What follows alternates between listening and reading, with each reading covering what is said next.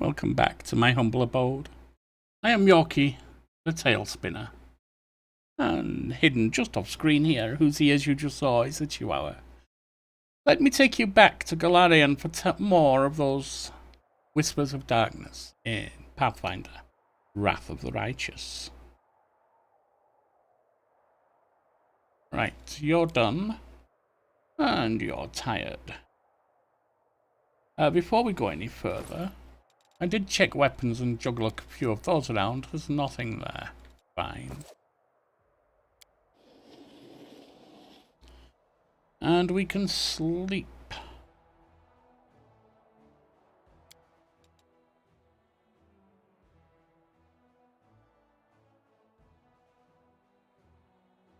Just looking at you pains me, Ember. Why don't I do something about your appearance? What do you say to a bath, some new clothes, and a comb for that hair? Thank you, but I like the way I look. Why don't I do something to your appearance? How about I use soot to blacken your hair? It will be great. Well said, Ember.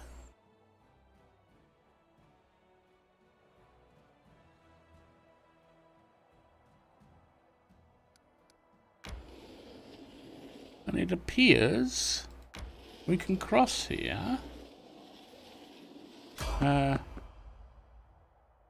Let us fight them and see what's what. Let's have some fun. Oh, it's one of these buggers.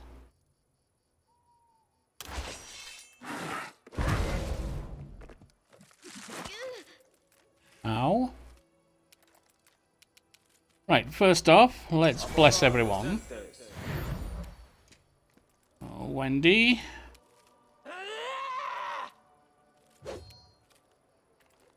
Oh, there's more. Interesting.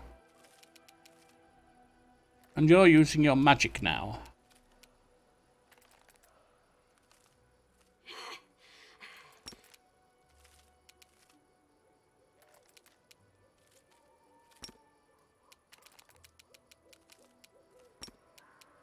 I'll cut you wide open. 17, nice. Regil. Retreat is not an option. Oh, you shouldn't be using that weapon, Regil.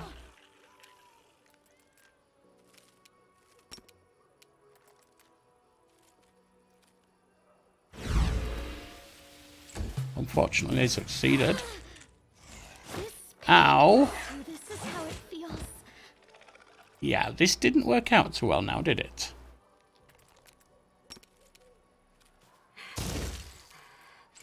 Failed to overcome. And we will try protection from evil. I'll rip you apart!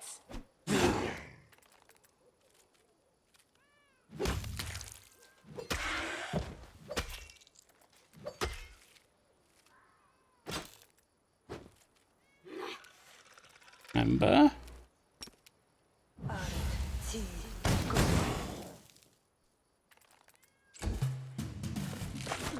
Yeah, this is not going to work. I think we perhaps need to restart that. If we're going to attack them, and I'm actually thinking...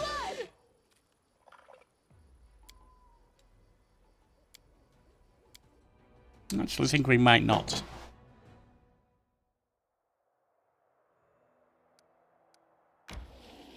Ah.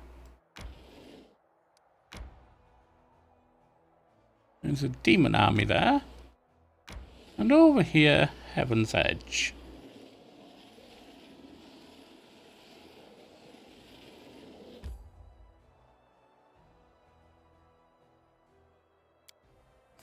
Now we have a mission there.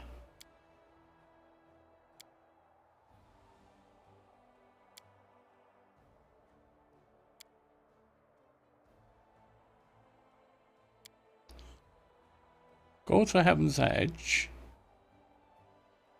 Count wishes to celebrate his birthday. Commander should accompany Darren on his trip and will follow close behind. Very well. Unfortunately, we need to rest now. So let us see about you. Yes, you have 40. Actually, first. No. No.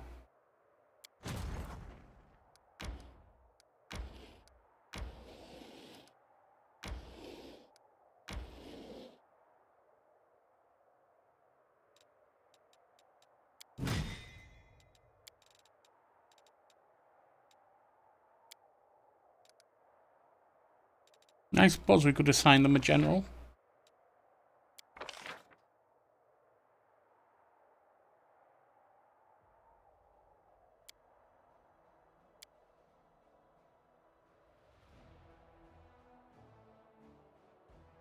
Cost 6,000. We can't assign them a general. We don't have the funding.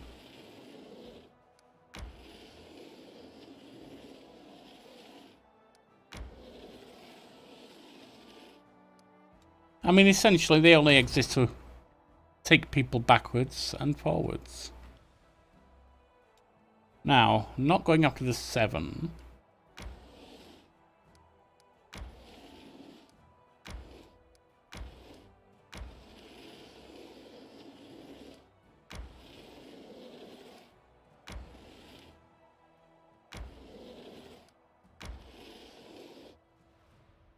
And an army awaits.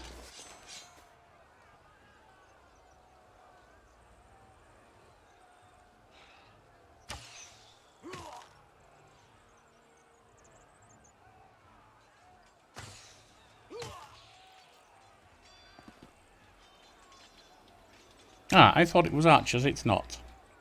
That's fine.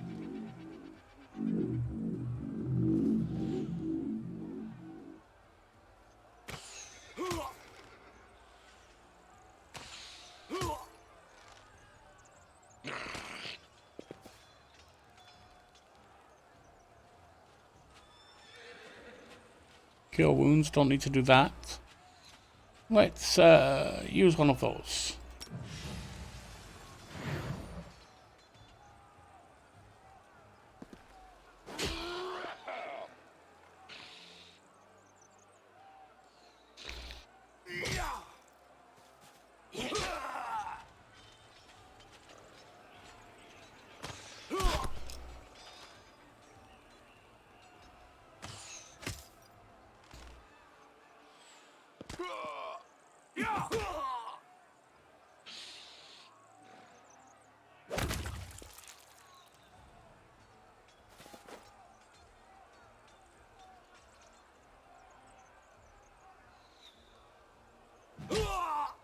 And yes, yes.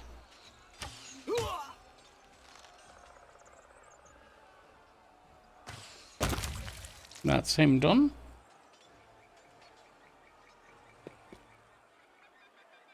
Ah.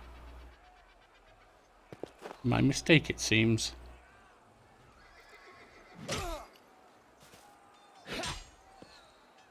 Two.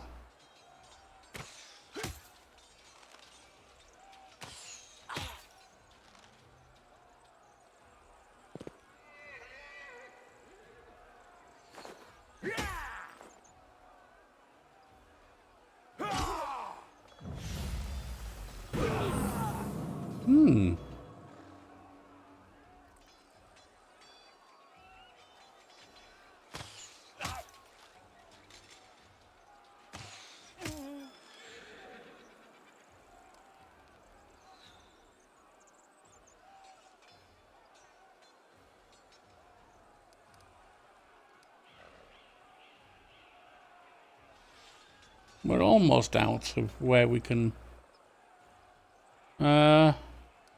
let's get them restored. I think that's going to be the best.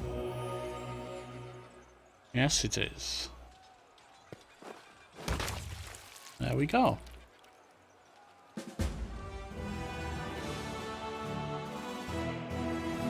Nice. Finance points 1,500. The cultists protected their caravan of valuable supplies to the death, but the Crusaders prevailed. It seems that demon worshippers plundered the treasures from the nearby Sarkorian ruin.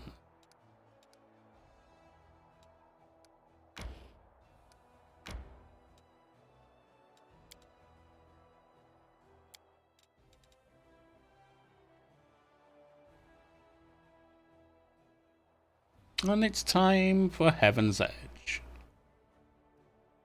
Aren't you ever tired of all the grovelling? You understand nothing. The weak must show their submission to the strong. Only then will the strong tolerate the weak.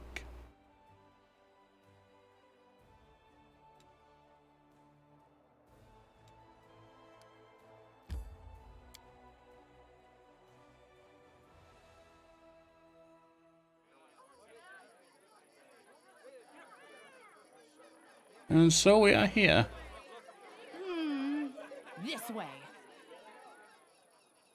My not so numerous, but nonetheless dearest guests. About a year ago at my last birthday party, I assured you all that I nurtured a deep-seated hatred for boring people who give protracted speeches in the misplaced belief that their inner thoughts are of any interest to anyone but themselves.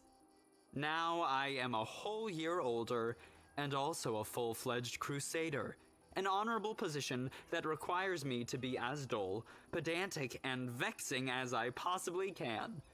Therefore, a speech it is. Darren's face is impossible to read. He has his usual half-smirk fixed in place, his eyes gleaming with excitement. But his anxious gaze wanders for just a moment, for too long, before he begins his speech. And with that entrance, you're ready to give a commencement speech at an American university. The revered cleric Nestrin, my guardian and tutor, often told me that those who live a sinful life may expect to join the abyssal hordes after they die. This is why their path is the most despicable of all. A part of their soul may return to Mendev in the abominable form of a demonic invader. Every time we see a demon, we might as well think about it. What if this wretched creature used to be your great-great-grandfather? What if certain parts of this pointy-tailed beauty used to belong to your pious cousin? They say that the demons represent the sins of the souls they are made of. Succubi emerge out of lustful souls. Vandals turn into Abracandilu. Gluttons become Nabasu. I, for one, am determined to commit as many different sins as possible, so that the distributive mechanism of the abyss breaks when it tries to decide what to do with my soul. Well, that's one way to go, Darren. You, my dearest guests, will be my assistants in this complicated task. Eat, drink, and indulge yourselves in whatever vices you can. Let nobody leave this house as righteous as they entered it. Live every day like it's your last. After all, nobody knows when that day will arrive, do they? Darren smirks, finishes his wine, and tosses the glass to the ground. Any sin at all? I think you just announced the purge, dear boy.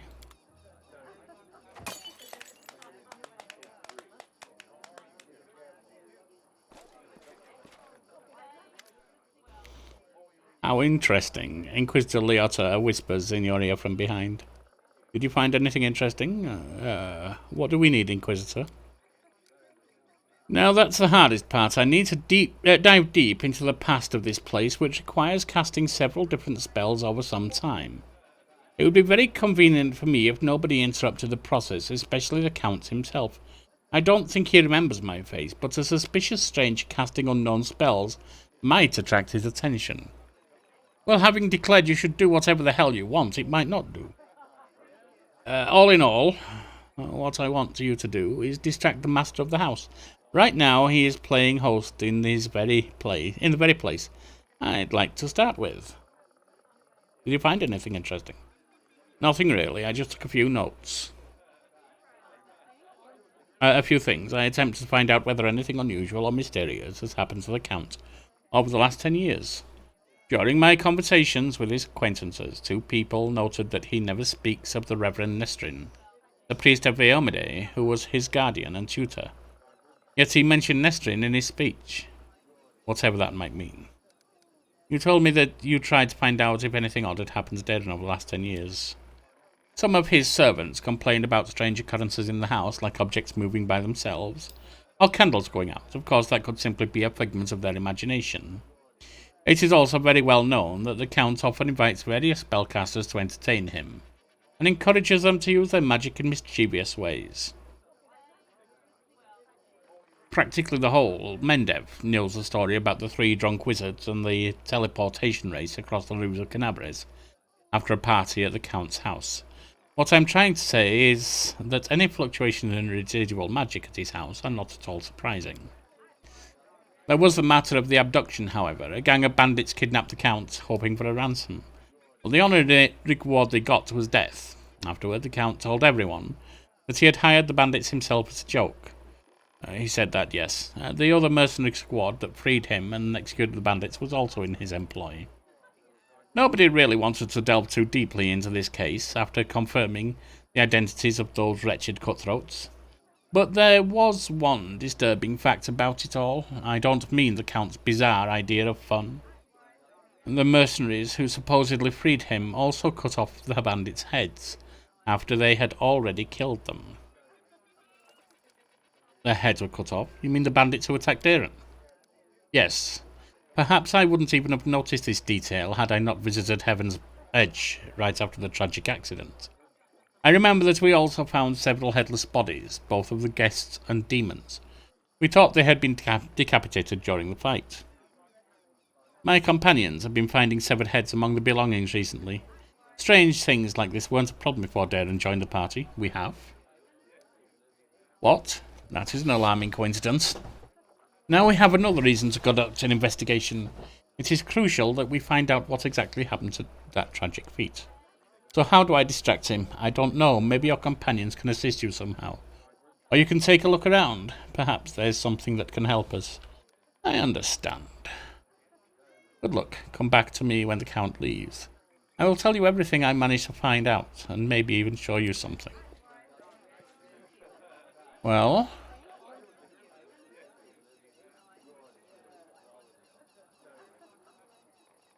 we have Leota, Crusaders, Wherever my legs carry me. And we seem to be... I'm going to assume this is out back, because there is no way of escaping these grounds. Decorative plants are in a miserable state. They've been neglected for many years.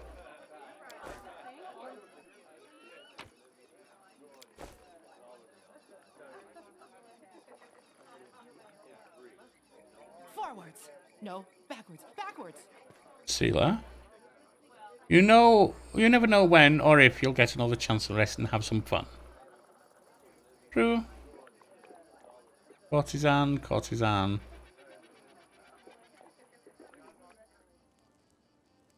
Woljif, you're back. Everything here's just so sparkly. Wait, had he not run off yet? I'm just going to take a look at this thing. Alright. Thought he'd run off. I don't like it here. Nino. Psychological premise for mortals, etc. All your usual stuff. Do you remember me? I called upon you to save the Count. Yes. That was you, wasn't it?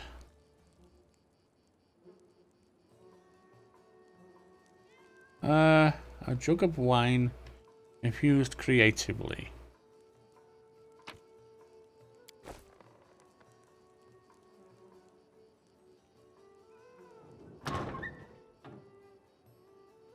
What's in wait for me there, I wonder? Nothing down here. There are doors. And that's a door to the outside. This is a wrecked room.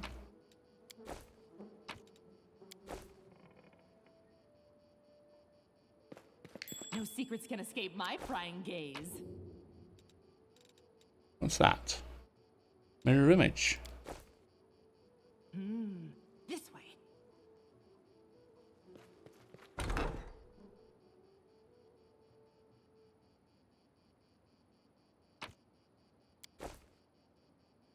I spy. What do I spy?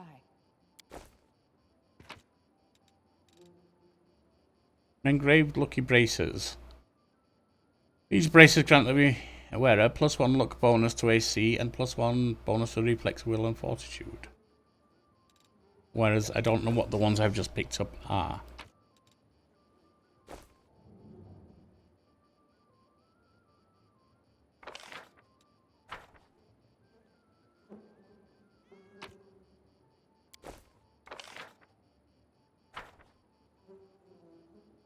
wherever my legs carry me.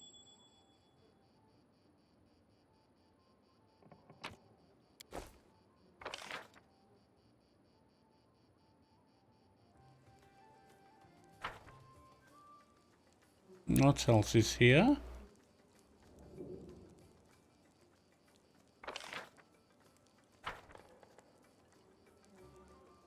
Ah, more of this.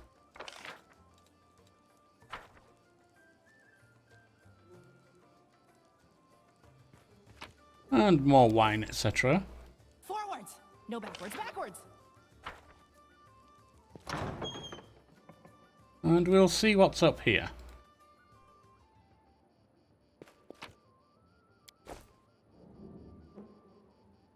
Elemental essence.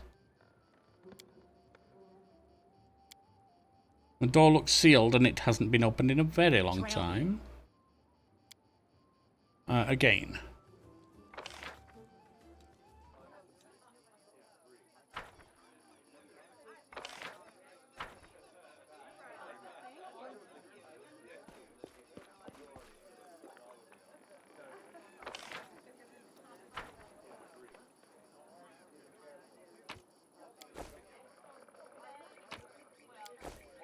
Right. Let's see what we can do with him, shall we, if anything? Darren, who's been watching the guests with an unreadable expression, turns his head to you and says in a casual tone, like he's been continuing a conversation that was interrupted. I have always considered myself an aesthete, not a hero. When doomsday comes, I thought I'd pour myself a glass of 100-year-old wine, sit in the front row and just watch the world burn. Playing the violin was also an option. Now, I'll be damned if I know how I ended up in the Fifth Crusade. How did I become companion of a heroine chosen by Omade? It was our destiny to end up together. Darren snorts and averts his eyes for a moment. Oh, go on.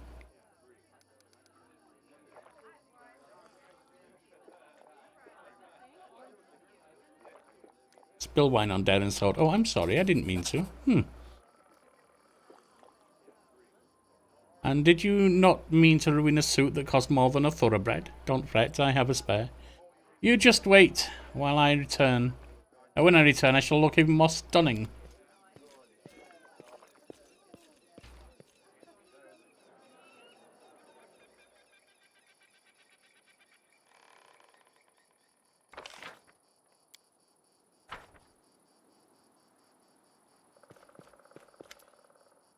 I see that you did your part, Commander, thank you. Now get ready to watch and listen closely. I will unravel the past of this place and try to show you whatever I find.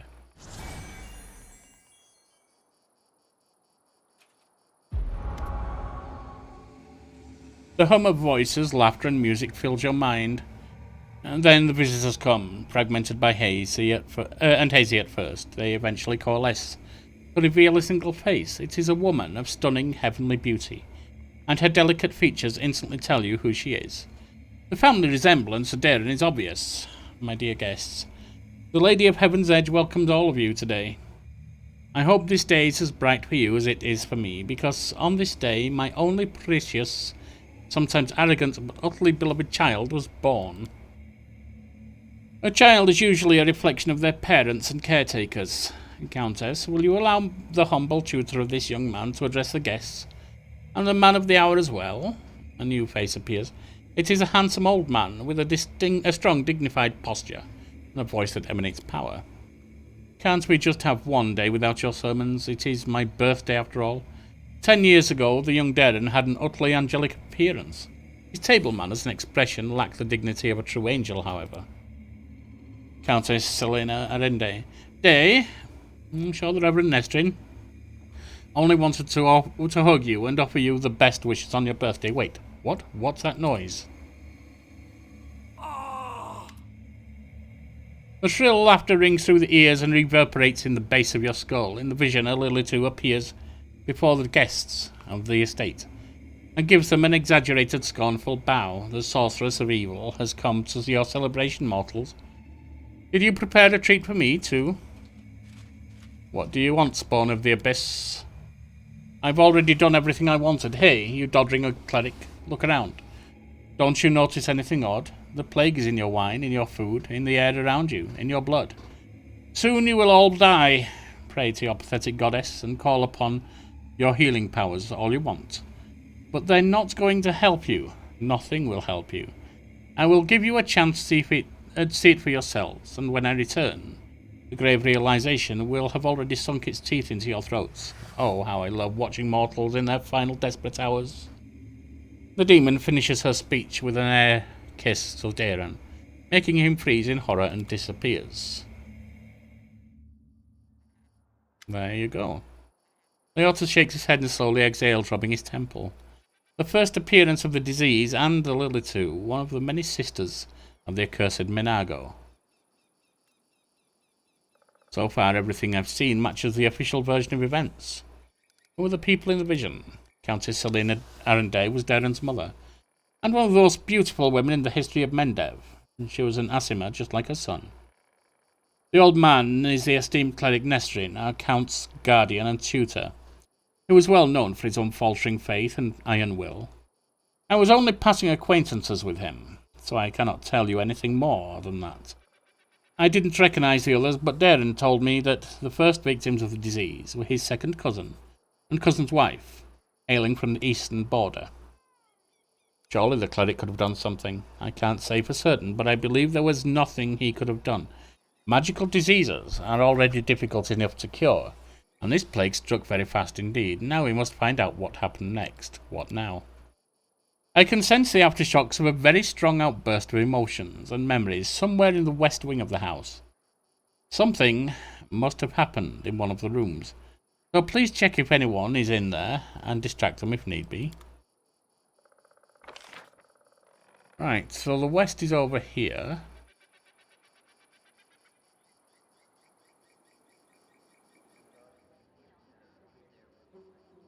Well, there's Waldriff and there's Darren.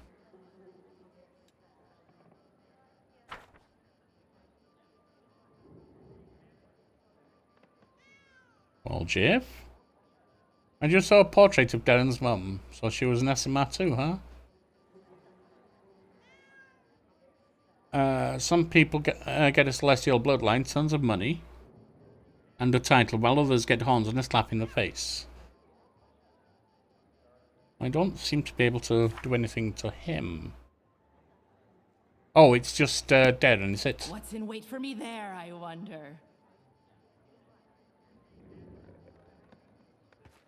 Well, Darren arches a brow at you, but he doesn't seem to be disturbed in the slightest by your entrance.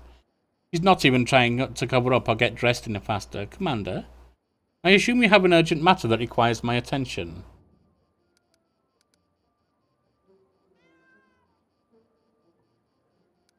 I am absolutely confident that you won't be able to persuade Soziel to draw a portrait of you.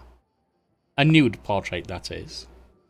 You say any sin you want? Can you do that with a Shellan priest?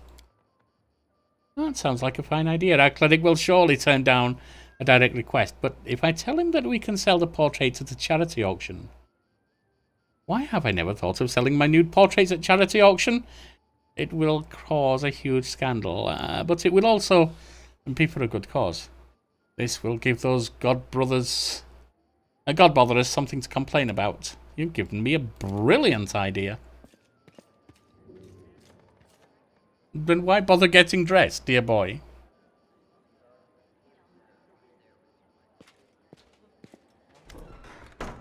I see that you were able to do as I asked. Prepare yourself. This vision might be rather difficult to watch.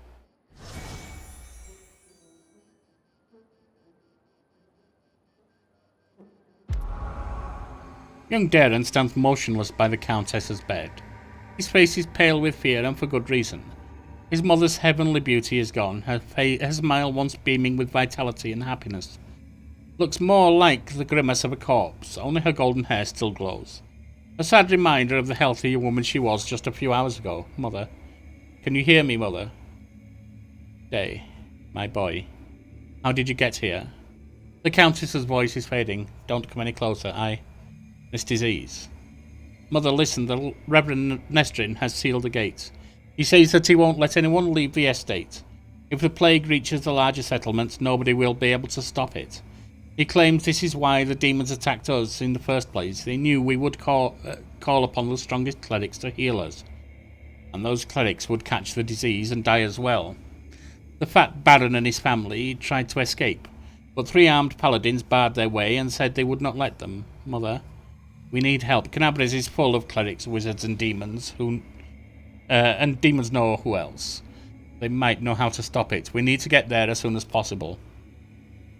We must obey the Reverend Nestrin. We are the Lords of Mendev, and we must protect our people. If it reaches Canabres, thousands of innocent people will die. I don't care about any innocence. Aaron's voice rises to a shout. You're ill, Mother. You're dying. You must tell them to open the gates and take you to Canabres. They won't listen to me. But you are the lady of the estate. They can't refuse you. Ah, the trolley problem made personal. My friends, a quick aside, if I may. Some of you have heard of the trolley problem. Some of you may not have done. The idea is simple. You are at a point and railroad tracks, and a trolley is freewheeling, cannot be stopped, down the tracks. You are at the points. The track splits in 2 directions. If the trolley carries straight on, it will hit and kill 5 people tied to the tracks. You don't have time to untie them. If you divert the trolley to the side, it will go to the side, carry on down the other track, and hit and kill 1 person, who you also do not have time to untie. What do? Do you let the trolley hit the 5? Or do you divert the trolley to kill 1? Now, there are 2 basic ideas behind this and when people answer. The first is, it is not my doing that this trolley is rolling. Therefore, if I do nothing, I have not increased the harm. I have not caused anyone's death. If I let it hit the 5, I have not caused anyone's death. If I divert it, then I have directly caused someone's death. The other is the idea that even making a choice is acting. Therefore, if you choose to let the trolley hit the 5, you have caused their death, because you have chosen that option when you could have chosen the lesser option of killing 1 person. Many people choose to kill 1 person. I will not say what is right or wrong. It is a moral decision. But while many choose to kill 1 random person and save 5 random people, when it is 1 person you love above all others, what then? Perhaps a little sympathy for Darren is required here. I can't. I must. Please leave me, my dearest. Don't lose hope. You can still. A convulsion overtakes the Countess's body.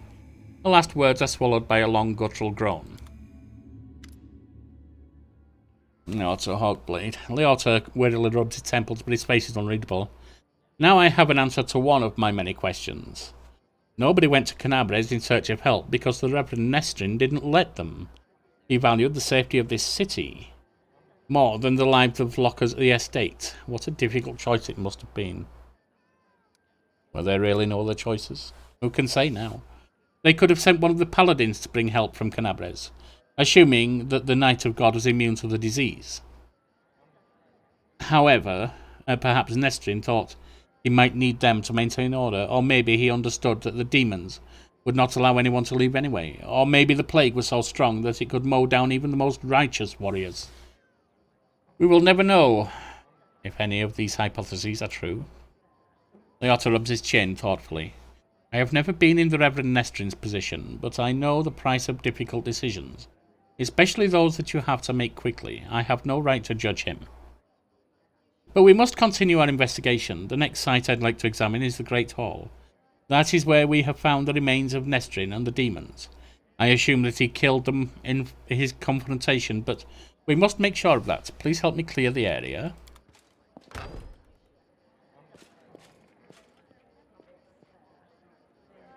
Right.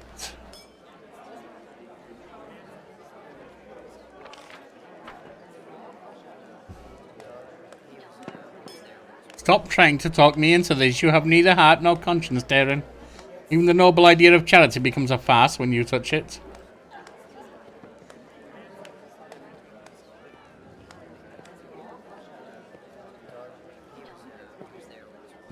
What can we do? I think these so-called innocents will suffer from knowing that their money and medicine came from my silhouette. Oh, I don't think they will.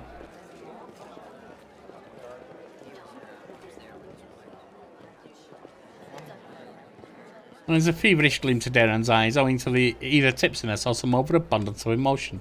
Oh, there Noir. That rotter social refused to sketch me in the nude for charity. But it didn't upset me too much. The faces he made while I was explaining the idea to him were well worth it. He looked very much like a pious matron being confronted with a talking male organ. One that was 2 foot long and being held aloft by a pair of golden angel wings. You have a vivid imagination, I will say this for you, Darren. How are you enjoying the party? How about you, Darren? Are you having any fun? Of course I'm having fun. Darren says defiantly, what's wrong? Do you want me to spend my whole life in fear and mourning, blaming myself for what happened? Fine, let's change the subject. I thought the unique ambience of Heaven's Edge, and the fact that we're on the very border with a world wound would make the celebration special. I thought the past would resurface and make itself known. Darren smirks bitterly. Well, it seems even ghosts don't wish to attend my parties anymore. What can we do to liven it up? Thinking contest? Your career plans? No. The more I observe you, the clearer it becomes you're hiding something or trying to run away. Will that tempt him to follow? I'm going to take a short stroll and be alone with my thoughts. No. Hiding something or trying to run away. Oh, now I can't decide if you're talking like an inquisitor or a self-proclaimed confessor. I hate both equally, of course, and it doesn't matter. If you're about to suggest I pour my heart out to you or make an honest confession by misdeeds, the very thought of having such conversations makes my head hurt. I need some fresh air. Very well.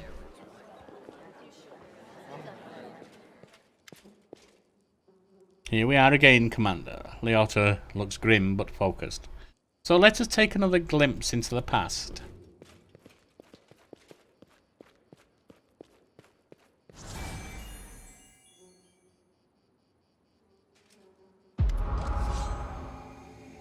A ripple of laughter flows through the hall. It begins as a sweet, charming chuckle, but then turns into a rasping cackle that makes Darren huddle even deeper in a corner. Why are you running away from me, my sweet prince? Come on, let me touch you. I'll give you... The booming voice of an old man dressed in Aeomidian robes shakes the walls of the hall. Get away from him, demon. Let the boy go. By the blade of the inheritor, you touch him over my dead body. You pathetic old cleric. Are you the guardian of this charming little prince? Well, you guarded him in vain. The disease is already circulating in his blood, and soon he will rot before your very eyes. You won't be able to help him, and I can at least make sure his death is beautiful, clean, and sweet. The demoness turns her eyes to face Darren and licks her lips. A coarse laugh escapes the young man's throat. We'll see about that. The otter turns towards you in astonishment. Droplets of sweat glisten on his temples. Something is wrong, Commander. My spells are not working as expected. It's as if some kind of supernatural explosion occurred here 10 years ago. Blending everything together, the magical auras, the emotions, the memories. I will try again to read it. Could it be dangerous? I cannot say for certain, but it is unlikely. The past is the past, and no one can travel through time except for some uniquely powerful entities like eons. Or perhaps the eldest of the First World. Even though the past of this place is horrible, it poses no threat to us in the present. Please continue. Just give me a moment to focus. I will try to channel my visions and feelings to you as accurately as possible. Darren, my boy, what is going on? The otter's muscular shoulders suddenly begin to shake. The vision he is channeling does not change, but you feel something enormous and chilling silently infiltrate the reality around you. The presence of this nameless being becomes almost palpable. Some alien entity is talking to him. Hurry, old cleric. Stop him right now. Do you really want to see what happens when... Save me? Can you save me? The presence thickens into something tangible. The entity is silent, but you feel your blood pulsing in your temples, and each beat brings a new image, or rather a new notion. Help brings a feeling of relief and safety.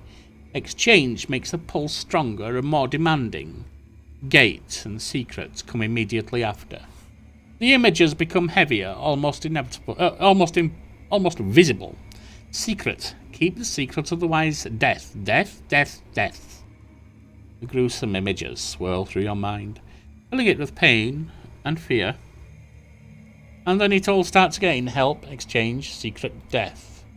Nestrin stretches out a shaking hand, suddenly looking like a doddering old man instead of a mighty cleric imbued with holy power. Darren, wait.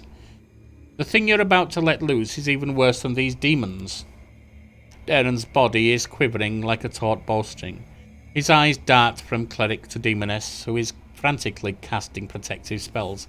Demons, saints, I'm so fed up with you all. Burn. Oh my. Leotta opens his eyes with a groan, then gets back to his feet. His legs are wobbly, his eyebrow is cut. But he seems not to notice.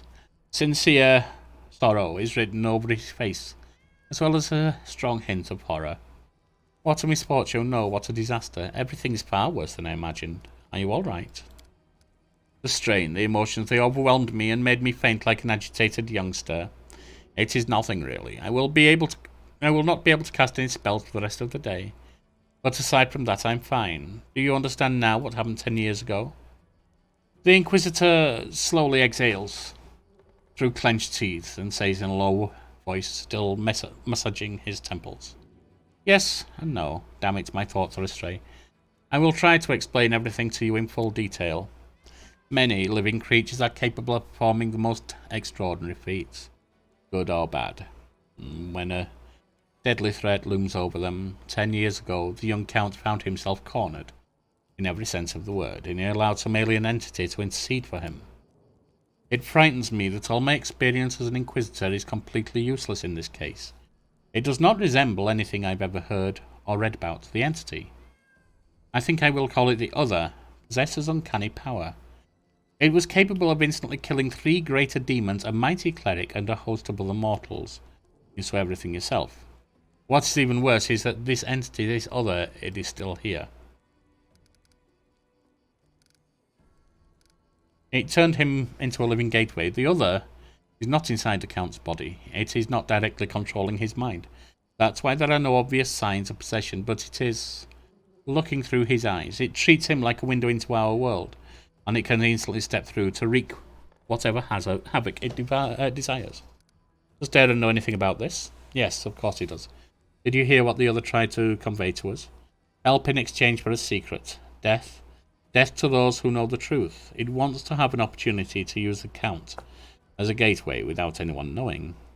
This is what made Darren deny that he remembered anything about the conclusion of the events at Heaven's Edge. What might the Other want? This is the strangest thing about it all. It came to this world 10 years ago, and it's still here, right? All this time it has been watching us through the eyes of the Count. Had it, for instance, wanted to kill Her Majesty the Queen, it would have had plenty of opportunities to do so. The Count can get close to practically every influential figure in Mendev. But the Other refuses to act, or its interests lie in some other sphere. Did the Other kill everyone then? The disease was not to blame. Not everyone. Just Nestrin, his paladins, the few remaining guests. Damn it. I know that it was the work of a mysterious, omnipotent entity, but it still stings. I was here 10 years ago and I didn't check everything personally. And those who did failed to sense that something was wrong. Could the Other be the reason why my companions kept finding severed heads among their belongings back in Canabres? It seems very likely. I am almost certain you are right. People tend to lose their heads when they get too close to Count Arende anyway. I do apologize, that was inappropriate. Perhaps your gruesome findings are the heads of some cultists who tried to kidnap the Count during the Canabres slaughter. Or perhaps they provoked the Other in some way. We have to do something. Yes, now I understand. Father Nestrin perfectly. I must make a crucial decision, despite a dearth of information. The Inquisitor falls silent for a while, then he looks you in the eye. Commander, first and foremost, I must apologize to you. Second, I must ask you to keep this secret. What are you sorry for? I apologize for dragging you into this mess. You see, the Other... An entity of immense power stated very clearly it would kill anyone who found out the truth, anyone who knows the Count is actually its living gateway. I suppose this secret is currently known to 3 people on Galarian, you, me, and Count Darren, and that means... I ought to give you a crooked smile and shrugs. Why should I keep it a secret? As soon as the Count finds out that we know the secret, the other will understand it as well. We do not know what it is, and what exactly is the scope of its powers, but we know that it would dispose of anyone who might reveal its existence. I've made a decision, Leota says gravely. I will not tell anyone about the discovery we've just made, not even the Queen or my superiors. Instead, I will immediately go to Nerosian and sift through all the archives of the Inquisition in order to find out what exactly we are dealing with, and how it can possibly be defeated. I may also make some cautious inquiries into other places, including Absalom. Still, I will not reveal the truth until I have found at least some reliable information. I am asking you to do the same. Specifically, do not say a single word about our investigation to the Count himself. Fine. So you want me to lead a crusade while carrying a bomb that may explode at any moment? I'm afraid that you won't be able to hide from the consequences when this bomb does explode. It's up to you to decide, though. What are you going to do with Darren himself? At the very least, he's guilty of letting the other into the world. Right now, I'm a lot more concerned about the other, but when we find a way to get rid of this entity, the Count will have to stand trial. Many things about this case are still unclear, including the extent of his guilt. Did he call upon the other by himself, or did he simply answer its call? Could he refuse its offer, or would it have led to his immediate death? Every detail is important, and every testimony needs solid proof. That is the difference between righteous justice and blind vengeance. Fine, I'll keep it a secret. At least I'll tell you that. Leota let out a sigh of relief. You made the right choice. I recommend that you go back to the guests and spend the rest of the evening as you please. Anything else might raise suspicions. I must leave immediately, in search of the knowledge we all need so desperately. Farewell, Commander. May the light of Eomedi guide your path. And Leota Hawkbleed will try to keep your path to triumph clear of any unwanted guests. This way.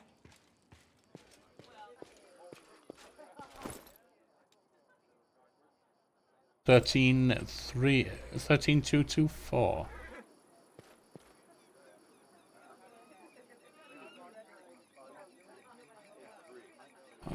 Now what? Anything else there?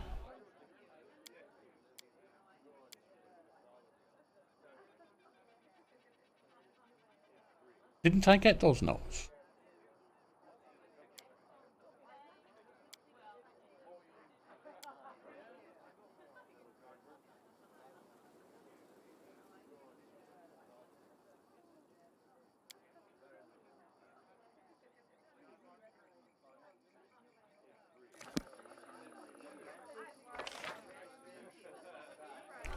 So, what now?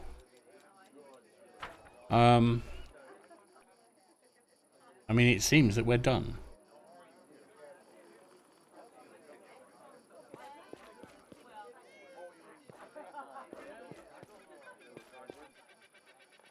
Is there anything left to do? Ah, there's an exit there.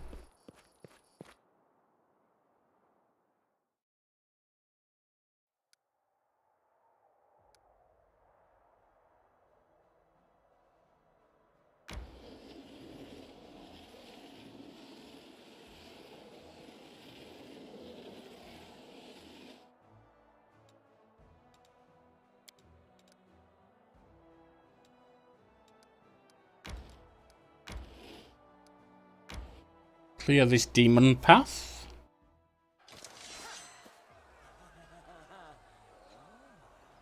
Ah, yes.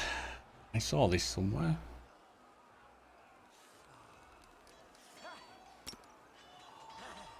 This is not going to be so fun.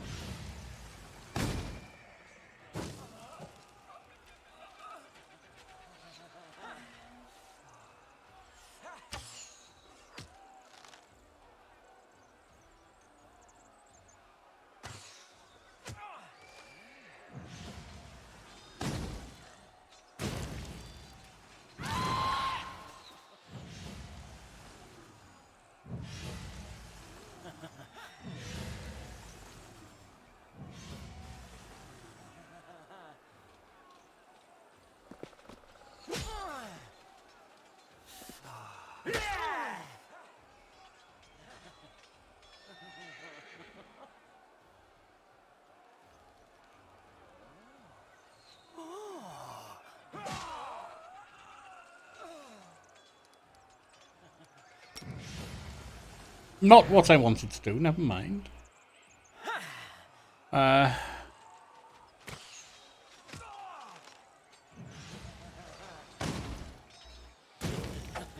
least it was only 37.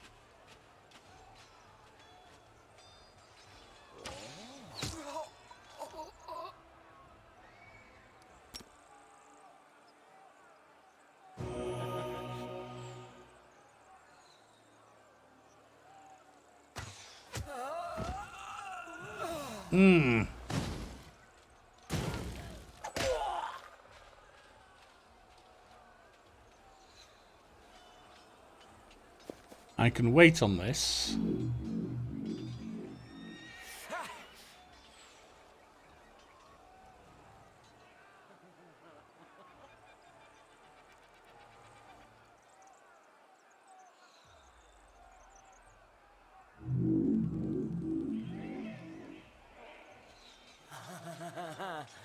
Ah, good. That should free it.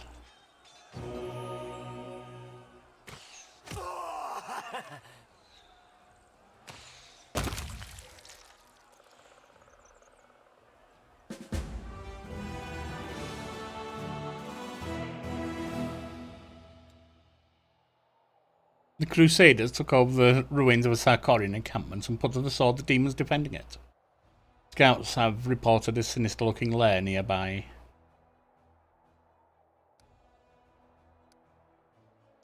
It appears we can promote again. Master of Maneuver 3. Oh, hang on, we're going for these, aren't we? Magical Reserves.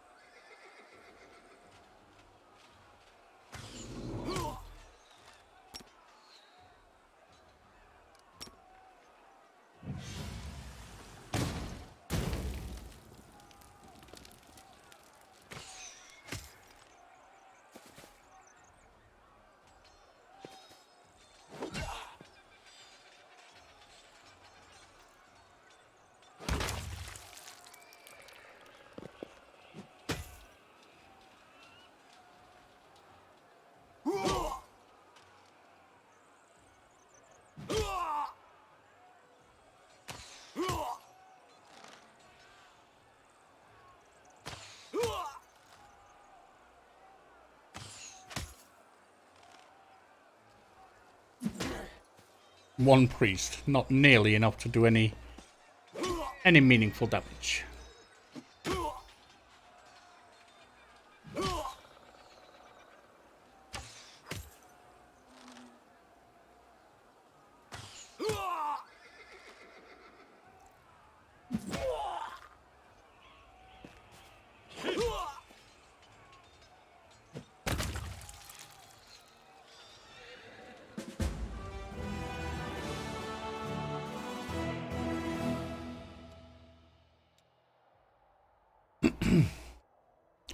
Keeper's Canyon used to be an important relay point on the river between Dresden and Canaveris.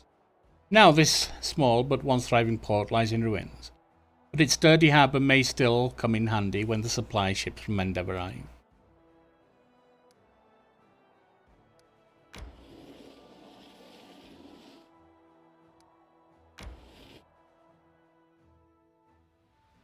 And another set. This time we have horses.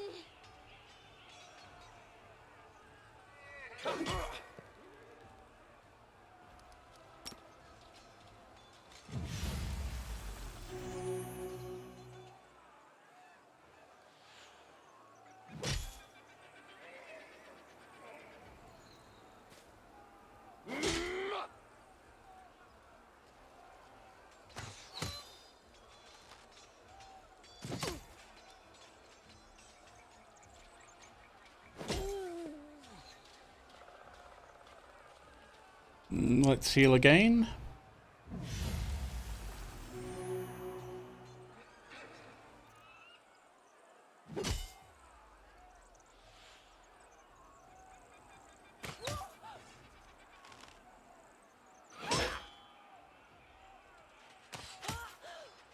More down.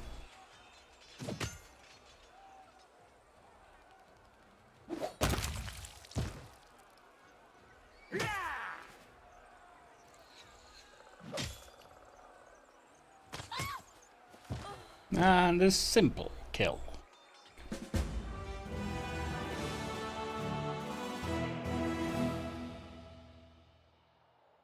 All of the rapacious mercenaries and the high-mettled horses turned out to be foreigners from an unknown distant land. Among the trophies in the bag of their shrieking leader, soldiers found an unusual ring.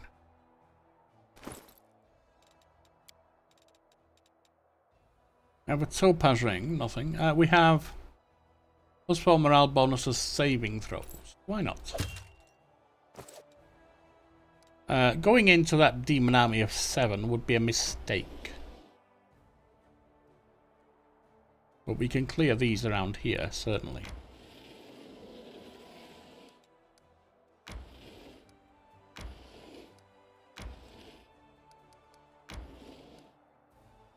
And back to us.